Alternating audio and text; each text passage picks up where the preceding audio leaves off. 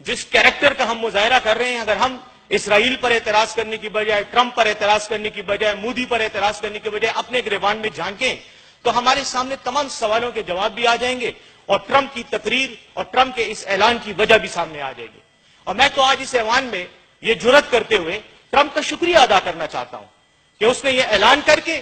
ہم جیسے سوئے ہوئوں کو تھوڑی دیر کے لیے جگا دیا۔ اب ہم اس سے زیادہ اور کچھ نہیں کر سکتے کہ ہم تقریر کریں، امریکہ کی مذمت کریں، ٹی وی پہ اپنی سرخیاں لگوائیں، کچھ ٹاک شوز میں جا کے اسرائیل کے حوالے سے خلاف بات کریں، ہاں، اور یہ بھی مطالبہ کریں کہ امریکہ کی مصنوعات جو ہیں ان کا بائیکاٹ کرو۔ تمہارے بائیکاٹ کرنے سے کیا ہوگا؟ تمہاری حیثیت کیا ہے؟ تم نے ڈنمارک کی بھی مصنوعات کا بائیکاٹ کیا تھا توہین رسالت کے کارٹونز چھپوانے پہ، تو کیا ہوا؟ ڈنمارک ضلع راولپنڈی جتنا ایک ملک ہے، تم اس کا کچھ نہیں بگاڑ سکے تو امریکہ کا کیا بگاڑو گے؟ اور دوسری طرف بات کی جاتی ہے، یہاں بات ہوئی، میرے بہت معزز ساتھیوں نے بات کی، میں ان کی رائے کا احترام کرتے ہوئے اپنی رائے بھی سامنے رکھنا چاہتا ہوں کہ یہ جو فوجی اتحاد، یہ ڈگڈگی جس کو ہم بہت بجا بجا کے پیش کر رہے ہیں، آپ کی 2 دن کی ہمت نہیں ہے امریکہ کے ساتھ یا کسی اور ملک کے ساتھ لڑنے کی۔ میں تو کہتا ہوں جنرل راحیل شریف نہیں، میں نے تو پہلے بھی اس ہاؤس میں کہا تھا کہ جو ہمارے باقی فوجی سربراہان یہاں پہ سابق ریٹائرڈ بیٹھے ہوئے ہیں جو گولف شال کھیلتے رہتے ہیں روزانہ پنڈی میں، ان کو بھی بھجوا دیں،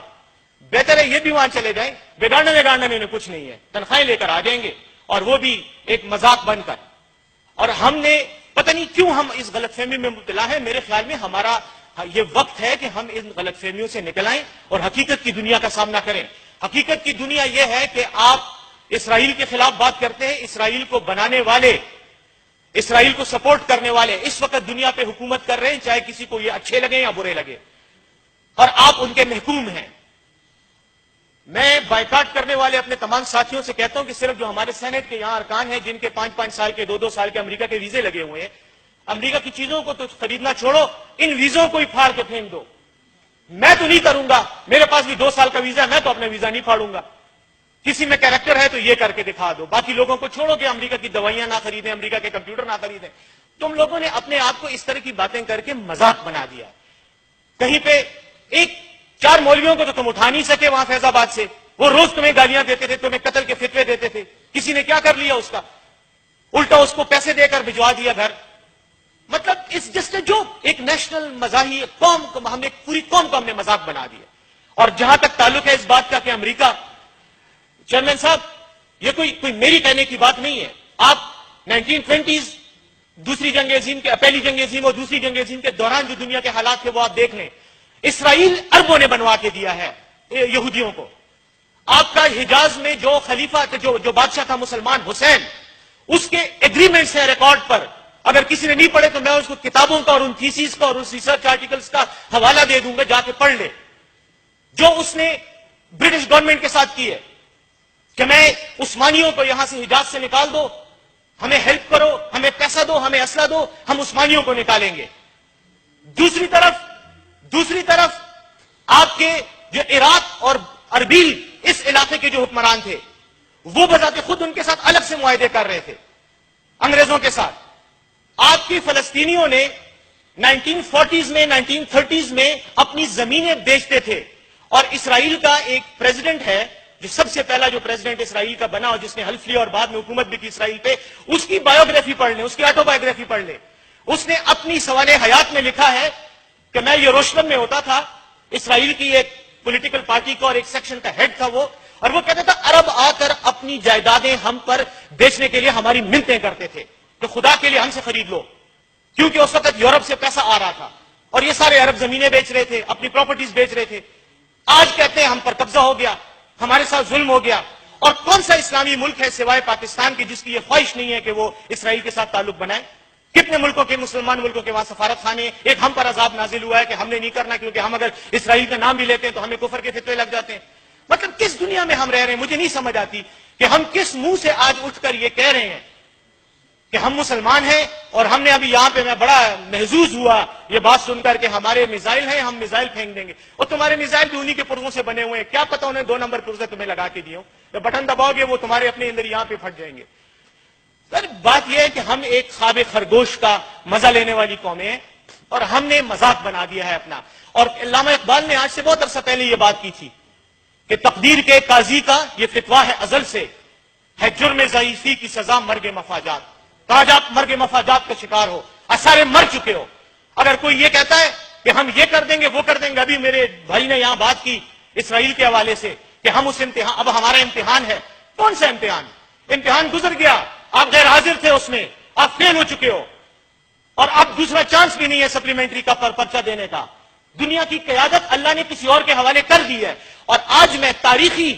اس میں بات کر رہا ہوں چیئرمین صاحب، صلاح الدین ایوبی کے بارے میں بھی بڑے مولوی آج کہہ رہے ہیں، بڑے ہمارے کل بھی جماعت اسلامی کے امیر سراج الحق صاحب نے تقریر میں کہا اسلام کی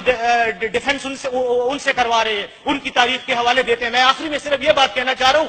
صلاح الدین ایوبی کے ساتھ تمہارے مسلمانوں نے جو کیا، کیا اس کی بھی تمہیں خبر ہے؟ صلاح الدین ایوبی نے جب سیکنڈ کروسیڈ وار ہو رہی تھی، فریڈرک باربروسا رشین کنگ لوئی، ایمپرر لوئی فرانس کا، لوئی the 13، یہ آ رہے تھے فوجیں لے کر، اور کم از کم 12 لاکھ کی فوج لے کر یہ یروشلم کی طرف آ رہے تھے، اور صلاح الدین ایوبی نے ان سب کو جمع کیا۔ تو آپ کو پتہ چیئرمین صاحب اس میں کیا ہوا؟ مدینہ کا اور مکے کے علاقے کا جو حکمران تھا، اس کا نمائندہ وہاں آ کر کہتا ہے یہ ہماری لڑائی نہیں ہے صلاح الدین ایوبی، یہ تمہاری لڑائی ہے، تم جانو اور عیسائی جانے۔ آپ کے عثمانی جو ترکی وہ تھے اس وقت، میں ان کا، میرے ذہن سے ان کا نام نکل رہا ہے، اس خاندان کی حکومت تھی وہاں پہ، ان کا نمائندہ، ان کا سفیر اس میٹنگ میں موجود تھا، اس نے کہا ہم نہیں آپ کو سپورٹ کریں گے۔ صلاح الدین ایوبی اپنی طاقت پر اپنے قوت بازو سے لڑا تھا، اپنے ساتھیوں کے، جو بھی اس کے ساتھ چند ہزار لوگ تھے ان کے قوت بازو پہ لڑا تھا، اور اس نے دوبارہ ان کو شکست دی تھی۔ تو یہ مذاق چھوڑیں، کوئی پتہ نہیں ہے آپ کو، نہ آپ نے تاریخ پڑھی ہے، پتہ نہیں کہیں سے کسی کی کہانی سن کر آپ آ جاتے ہیں، کوئی